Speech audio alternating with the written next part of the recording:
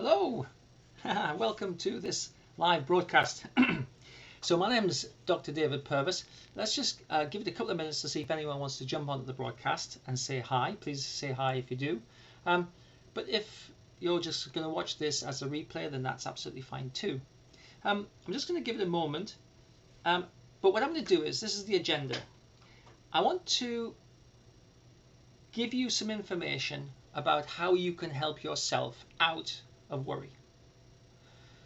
I want to teach you some tools, and I want to therefore to help you to have something that you can practice, because as you may have heard me say many times, what you practice is kind of what you get. Okay, so I want to go through this process. Now it's quite complicated, and I've got some notes just to help me to remember the steps, but basically letting go of worry is almost like a commitment, really, because many people think that worry is useful, and we'll talk about that. But I want to share with you the idea that worry is not useful, and that rather than allow worry to capture you, we have to recognize that worry is a process, and we need to stop the process of worry. That's the secret. Okay, so I'm going to start off with, this almost came about because I read something in the newspaper in a very early edition last night. So the Royal College of Psychiatrists said that there's a dramatic rise in the number of people with mental health problems since the pandemic. And there are 1.6 million people waiting for specialist treatment. Now, that might sound technical, specialist treatment, but I am a specialist therapist, so it would be basically like having face-to-face treatment with me as a CBT specialist or a consultant psychologist. And 8 million people can't get on the waiting list. Now, I think that is really, it's staggering, but I guess we're so used to it, it's just staggering that so many people can't get help. Now, I typically say no one cares more about your mental health than you do. And I think that therefore I want to, if I have the ability, I would like to help you to be able to learn some things that you can use to help yourself. So I would always say, let me just see if I can see who's on. I can see that we have people watching, but I can't see who they are, strangely enough. Oh well. If you have the opportunity, say hi. I don't think that I'm seeing who's on, but that's fine. Okay. Let me talk about active self-help. It's been my experience in 30 years of practice that people can help themselves out of common mental health problems much more than they would believe that they can. And I've been preaching this for many, many years. I don't know why it never seems to catch on. And we tend to outsource our mental health to doctors or psychiatrists. But if there's 8 million people who can't get on the waiting list, outsourcing your mental health. Hello, Anthony. Now I can finally see somebody at least. Outsourcing your mental health, it doesn't make any sense. Hi, Lynn. Oh, very very kind of you to say so, Lynn. Right, so there's 2 of my Anxiety Wizard users on already, so that's brilliant. Okay. Mental health problems arise, typically we call them problems of thinking. Okay, so your brain runs on routines, beliefs, scripts, habits, and memories, and that's basically everything. So why would I say that? Okay, well, I want to drive to work. You can drive to work, you don't even have to think about it. And in fact, if you're a driver, you have had the experience. Oh, I'm at work, right? You're listening to something. You just don't think about it. You can brush your teeth. You can cook a fried egg. You can eat a sandwich. You can dry yourself after the shower. I brush my teeth the same way every day. I dry myself after the shower the same way every day. I noticed today I was buttering a slice of bread. I do it the same way. How you position yourself in bed, how you speak, the things you say. We run programs. Now I call these neuro programs. Neuro program. Okay. What's a neuro program? It's just a belief. It's just a routine. It's just a script. Everything that you do is a routine, a belief, a script. You go to a restaurant. You don't go, oh, what do I do in a restaurant? You just run the script, go to a restaurant.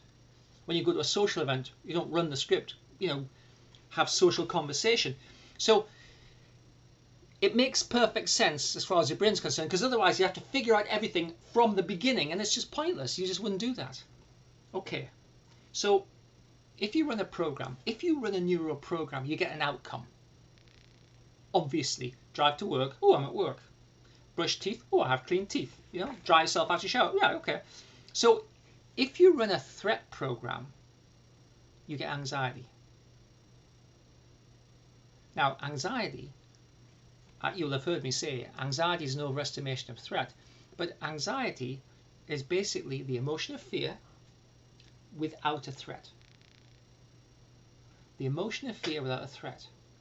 So you're feeling the emotion of fear, there's no threat, and your brain is trying to figure out why you're feeling fearful, and that's worry.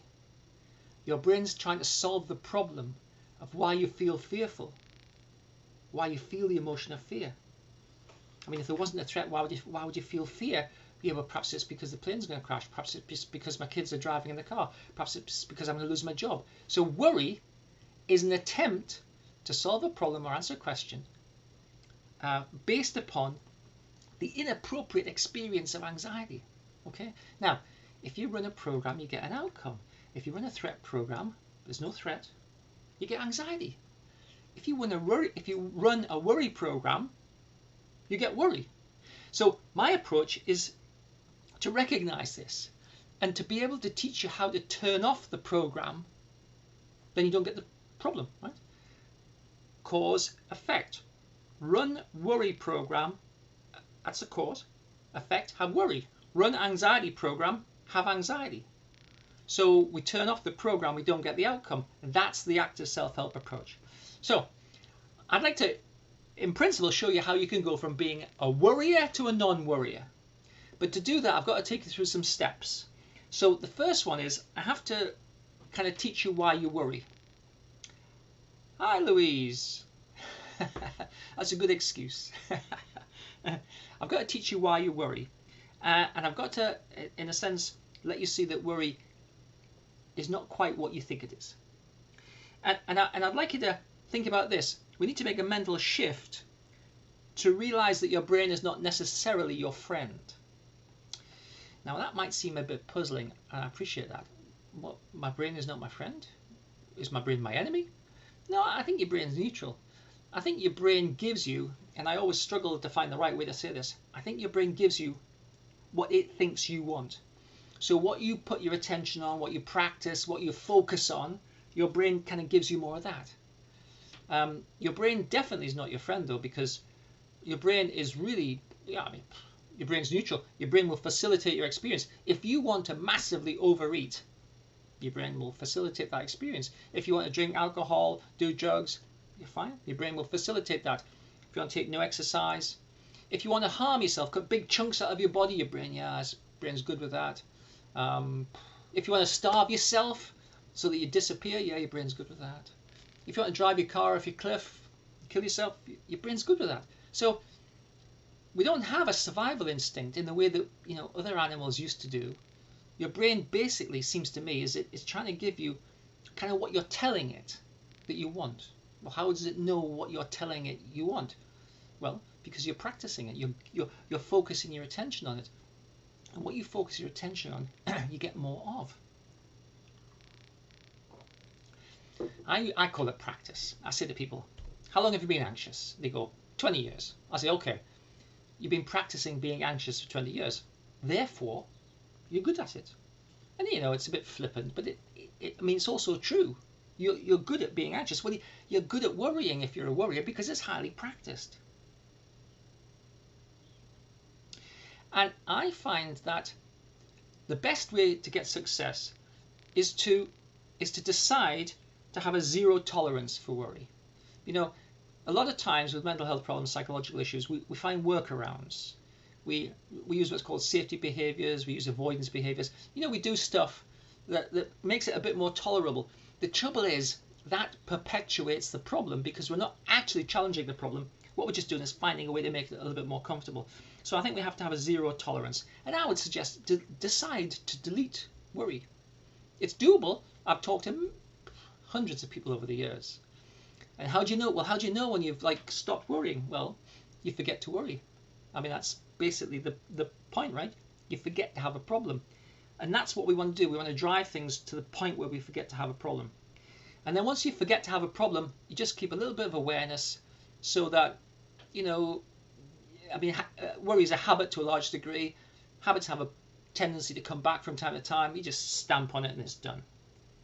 So those are the steps. I've got to teach you why you worry. We're going to have a mental shift to realize that your brain's not your friend, and we have to develop a zero tolerance attitude, and then we have to practice the tools, and then we just keep an eye on stuff. It's basically as simple as that.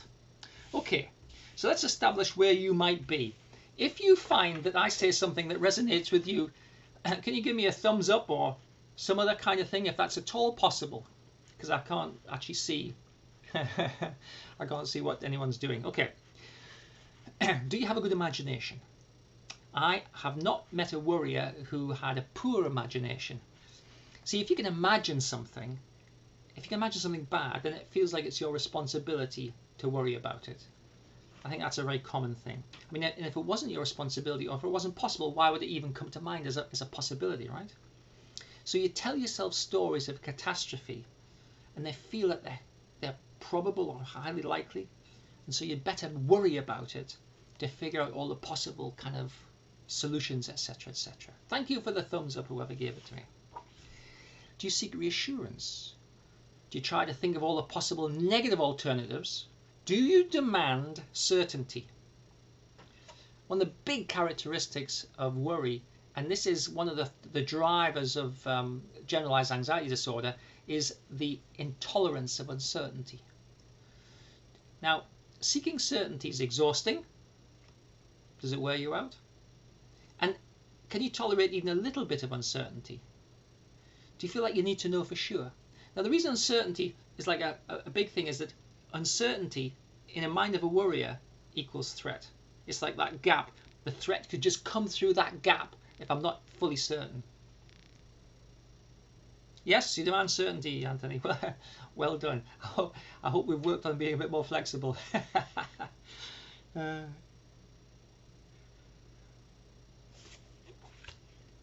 Does it feel like all of your negative thoughts are true? Or they might be true, right? If someone doesn't like me, if I think someone doesn't like me, it's true. If I think I might lose my job, it feels true. If someone else is upset, it's probably my fault. You know, and do you ever wonder why you care so much about what people think about you? Well, the reason is that everything feels like it's a reflection of who you are. If something doesn't go so well, it's like I'm incompetent or I'm a failure.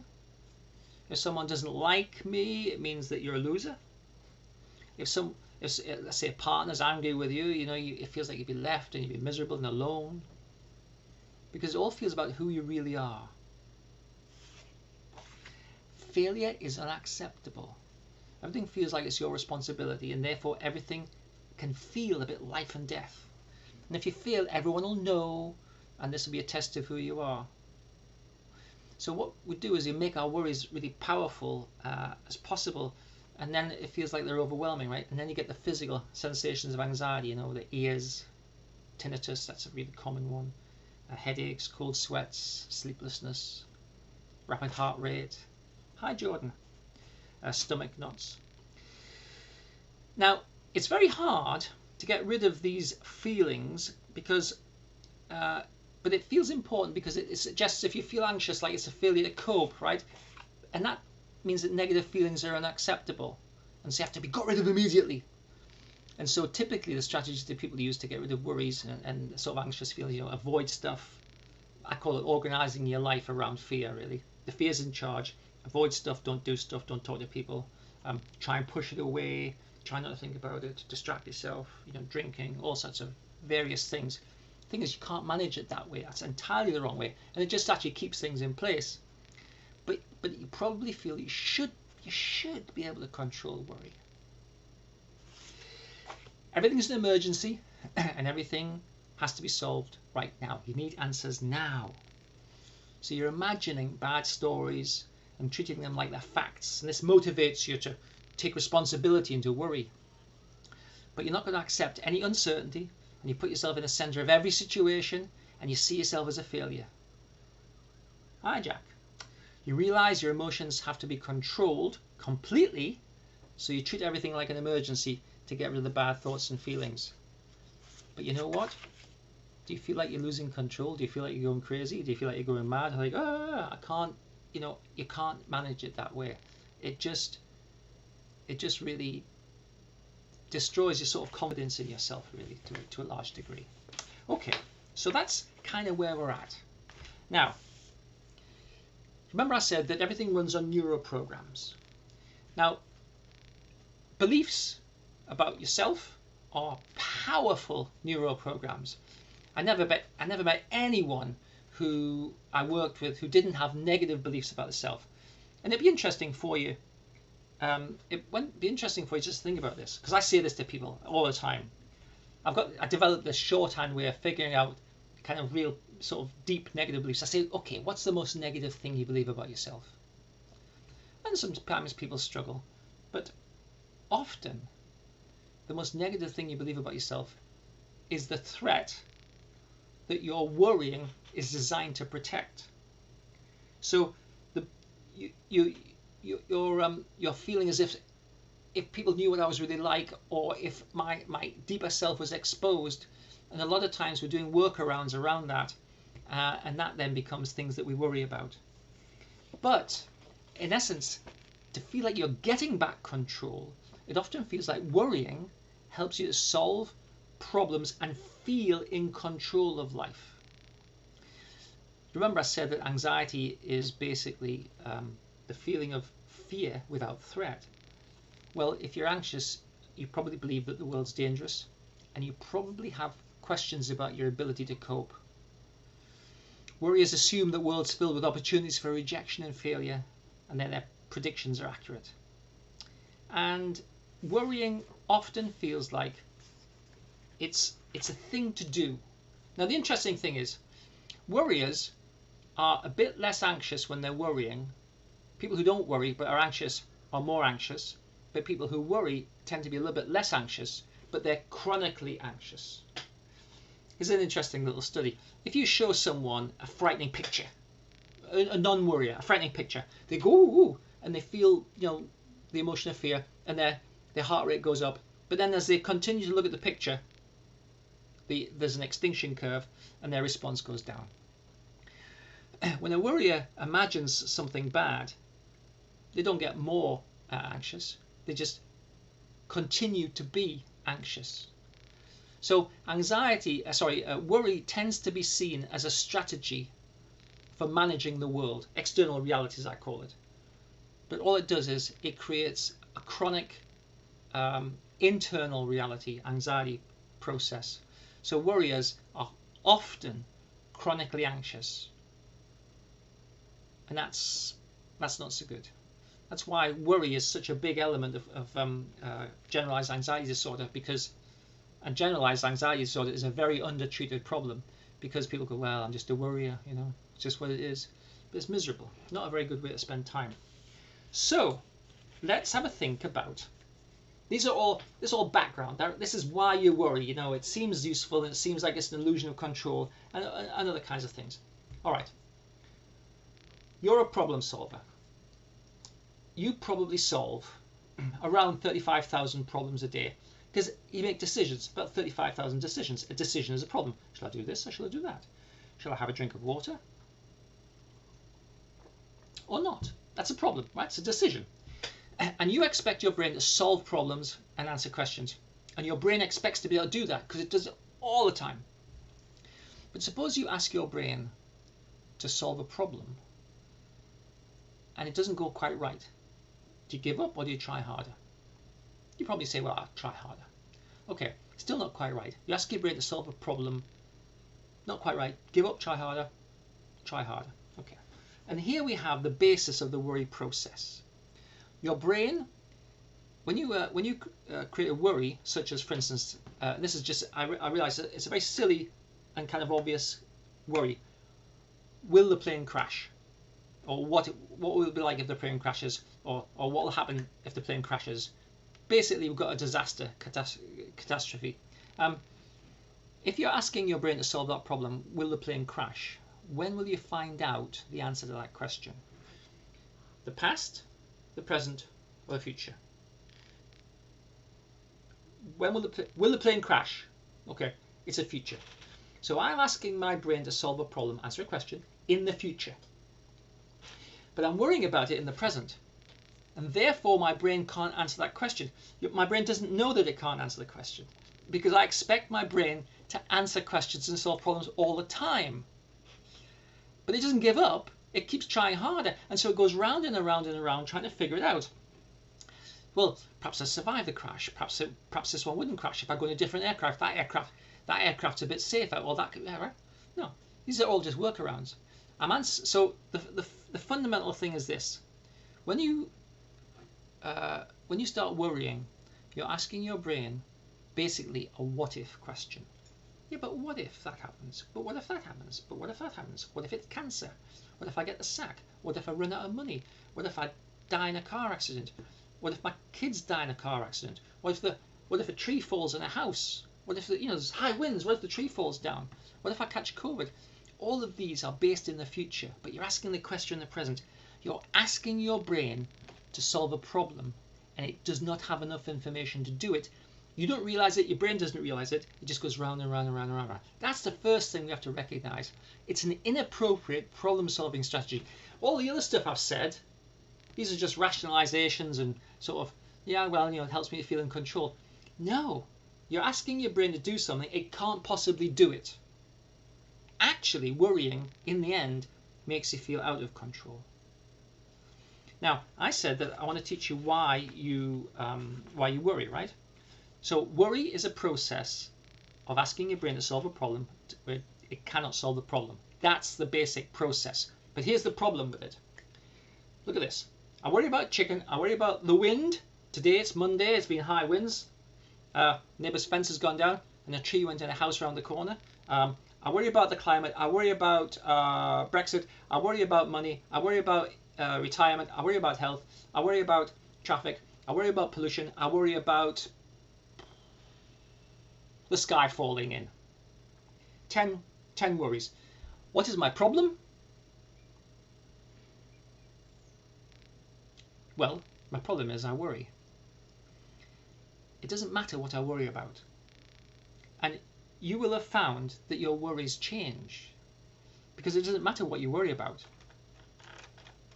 And so we have to recognize, and this is the problem that everyone gets stuck on. You think you're solving a problem by worrying about it, but all you're doing is perpetuating the process of worry. Okay? So think about it. Neuroprogram, cause, outcome. You're simply running a worry neuroprogram, and it gets to the outcome of anxiety and all the rest of it, and generalized anxiety disorder. But we can't attack the worry process by saying, well, I'm worried about chicken, well, I'll get better chicken. I'm worried about traffic jams, so I'll check the traffic and I'll go somewhere else. I'm worrying about flying, I'm desperately worried about flying, I better not fly. These are irrelevances, but this is where we focus our attention. The way to get control of a worry is to stop the process of worry. And that's what we're going to do now. But you have to buy into this idea, because worries, you're so practiced that worries capture your attention and you chew on them. We'll be talking about that in a minute. You chew on the worry, that's just making things worse. We have to stop the process of worry. And that's not that hard. And once we do it, we're good to go. Because all of these mental health problems, anxiety, depression, they're all neuroprograms that you're running, and they give you the outcome. You get lost in the outcome. Yeah. Stop the process, and we'll move on. Anyway, so the first thing to do is to stop asking unanswerable questions. Now, we do have problems in the world, but do we need to worry about them? So I was having an argument with someone yesterday, and they were putting up lots of barriers to this assertion that we don't need to worry. Okay, fair enough. I'm not going to argue with you. There are things that we can solve as problems and there are things that we can worry about. You probably don't pay attention to the difference. So I suggest that you do this. Hello, Halal. Nice to see you. Hello, Lynn. Jack, Jordan, great. Yep. Hi, everybody. Welcome. Thank you very much for joining me. Can I have some hearts, please, wherever you are? Give me some hearts and some flags and some waves and some confetti and stuff. I think, and some likes. I think Facebook likes that kind of thing. Okay. What was I saying? Okay, so get a piece of paper and think about all of the things that you worry about and write them down. Now, some of those are things that you can actually do something about. You know, you have the ability. Like, let's just use an example. What if I fail the exam? Okay, that's a worry, but you can study. So that's something that you can do. So we have a distinction between real problem solving and worrying. And we put things into categories, right? These are things I can do something about, let's say today, and these are worries. Okay, and we'll deal with those in a moment. So we regain our feeling of control by working the process. Do stuff that you can do stuff about, and then worries go into a different pot. So the first tool is this, real problem solving, okay? Well, maybe the second tool.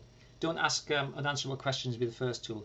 The second tool is to figure out what's a worry and what's an actual problem that can be solved. Okay? So,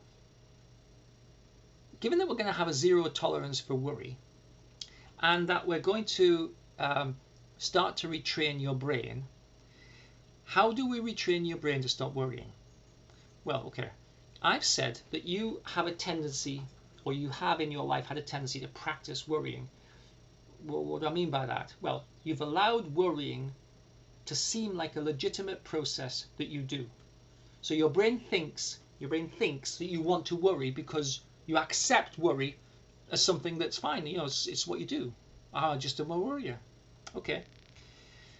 If you genuinely want to retrain your brain to stop worrying, we've got to start to believe, we've got to start to think that worrying is not a valid thing to do. Worrying is not a valid process, and we've got to tell your brain it's not valid. And this is what we're going to do.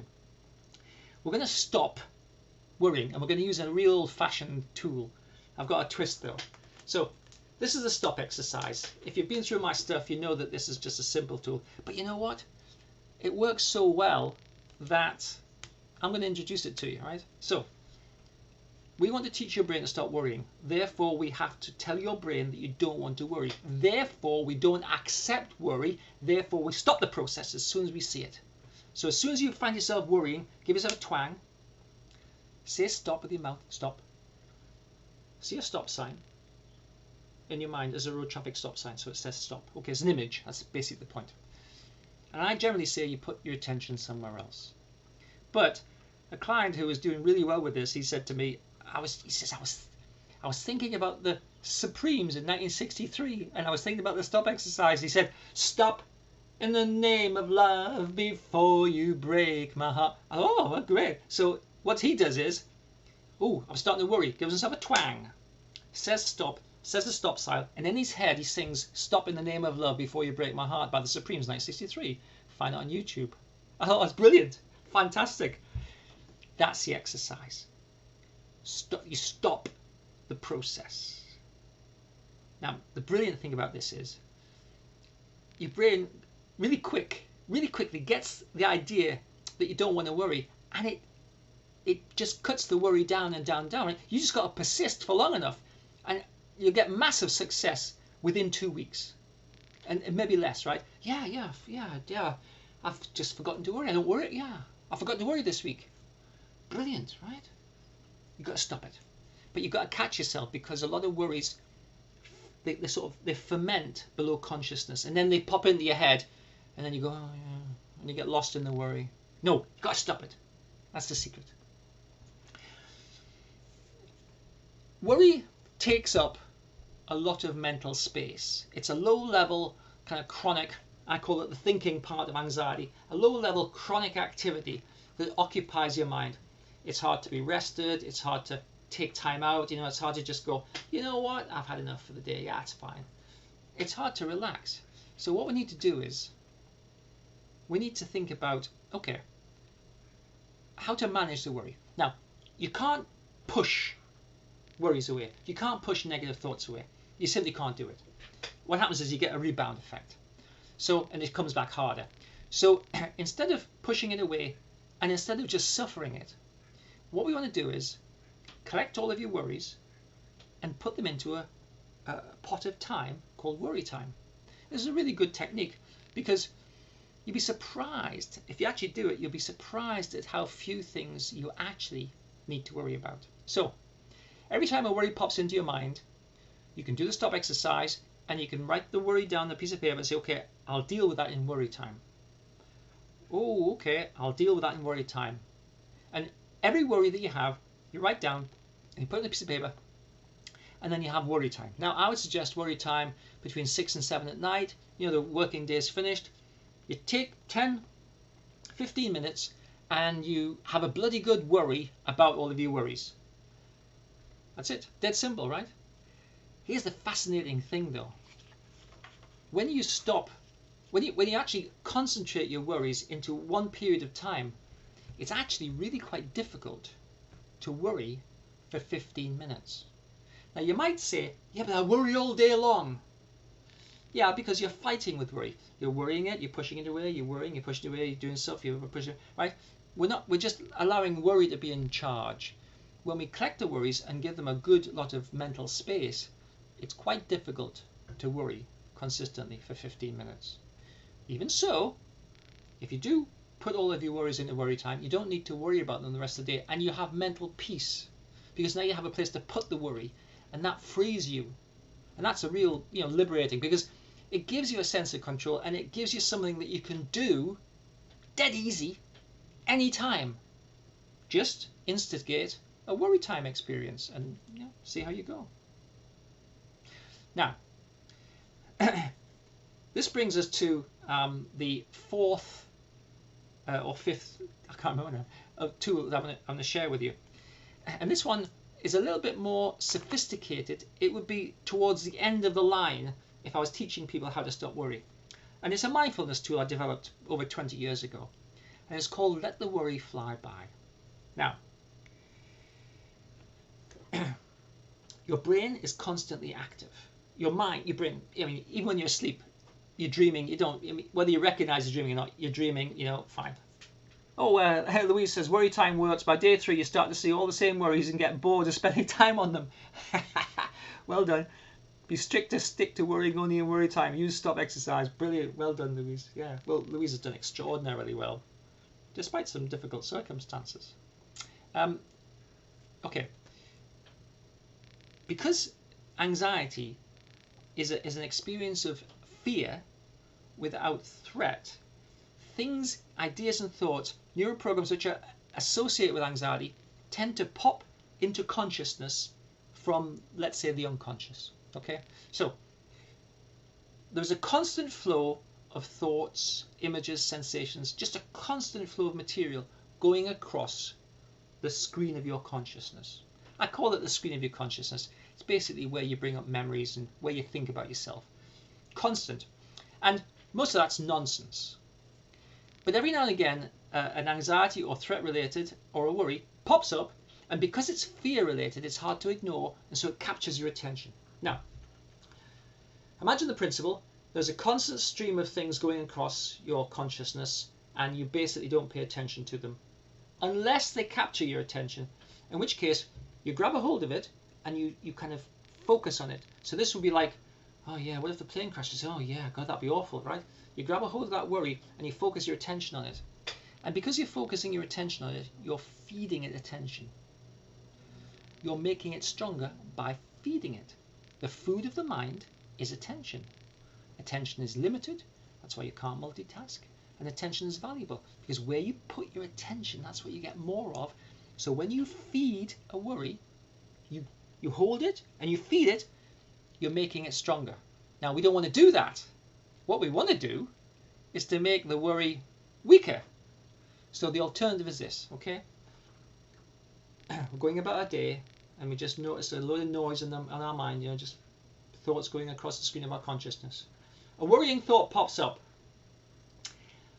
we go, okay, oh, I recognize that worrying thought again. We don't grab it. We don't push it away. We don't do anything with it. And we observe it.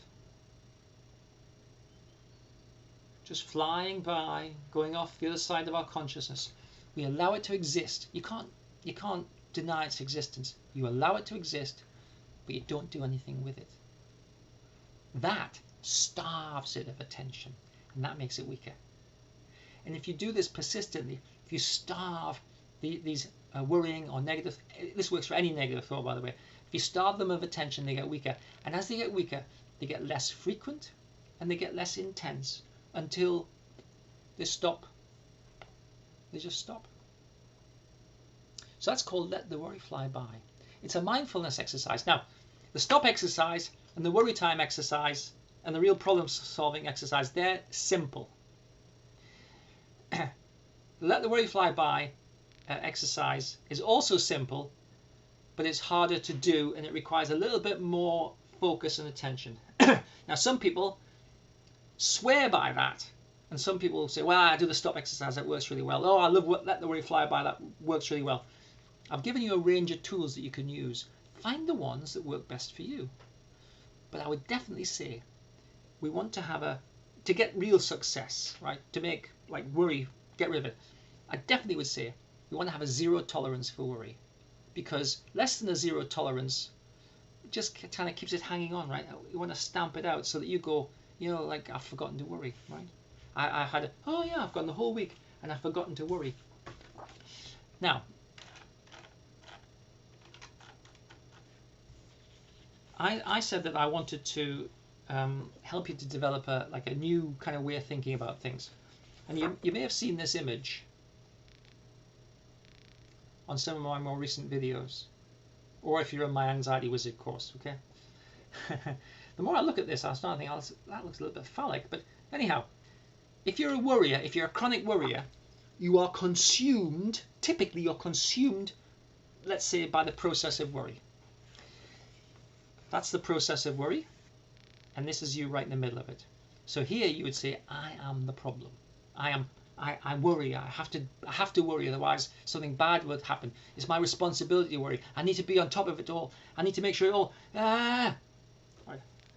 Here, I am the problem. Here, you'd say, I am not the problem, but I have a problem. I am not the problem, but I have a problem. And that is exactly what I've been talking about today. The process of worry makes you feel like you've got to do this stuff. But the more you do that, the worse it gets. And it certainly doesn't, and even if it doesn't get worse, it doesn't change the problem, right? We're working on the process. It's just the process of worrying that's the problem. The contents of your worry are irrelevant. I'm not the problem, but I have a problem. I'm going to have a zero tolerance for worry. I'm going to stop the process of worrying by stopping the process of worrying, not by trying to do something in the external world. That's irrelevant. I'm going to stop the process of worrying by stopping the process, using the tools that I've described. So I think that's everything I have to say. I've certainly detained you for quite a while.